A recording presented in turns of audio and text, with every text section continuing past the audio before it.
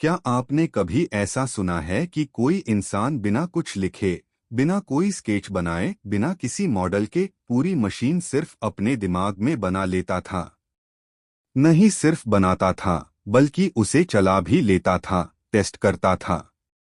और जब सब कुछ परफेक्ट लगता था, तभी असल में बनाता था। ये कोई जादू नहीं, बल्कि हकीकत है। और ये करिश्मा करने वाले थे निकोला टेस्ला।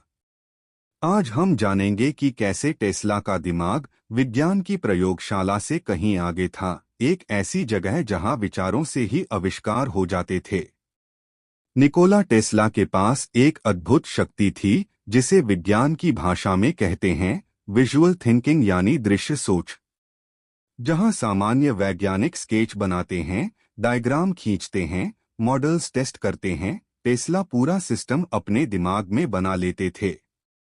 वो किसी मशीन को कल्पना में बनाते, उसके हर पुर्जे को घूमते देखते, उसमें संभावित समस्याएं ढूंढते और फिर उसे दिमाग में ही ठीक भी कर लेते थे।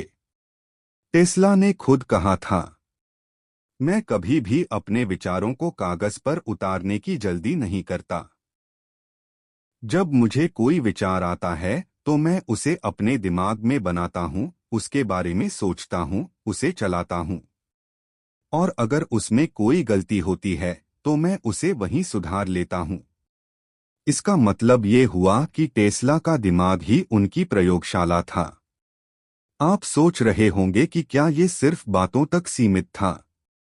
नहीं। टेस्ला की सबसे बड़ी खोजों में से एक एसी ऑल्टरनेटिंग करंट मोटर उन्होंने सबसे पहले अपने दिमाग में ही बनाई थी। उन्होंने कहा था कि उन्हें एक पार्क में टहलते हुए अचानक उसका डिजाइन सूझा। उन्होंने जमीन पर लकड़ी की छड़ी से उसका वर्चुअल डिजाइन खींचा और फिर कई सालों तक उसी कल्पना पर काम करते रहे, बिना किसी नोट या स्केच के। उनकी एक और महान खोज टेस्ला कॉइल, जो आज भी रेडियो, टेलीविजन और वायरलेस तकनीक की नींव है, वो भी पहले उनके दिमाग में बनी थी। ये केवल शक्ति की बात नहीं थी, ये नियंत्रण की भी बात थी।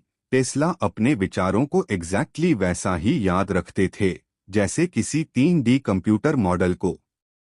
टेस्ला की इस असाधारण क्षमता के दो पहलू थे।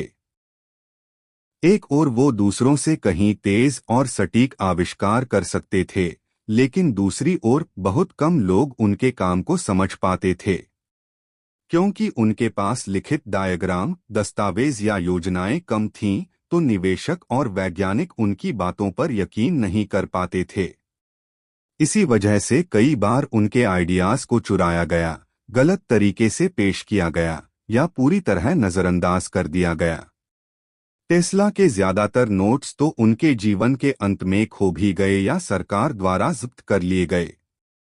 टेस्ला जैसा दिमाग शायद एक ही बार जन्म लेता है, लेकिन उनकी सोच की शैली हमें प्रेरित जरूर कर सकती है।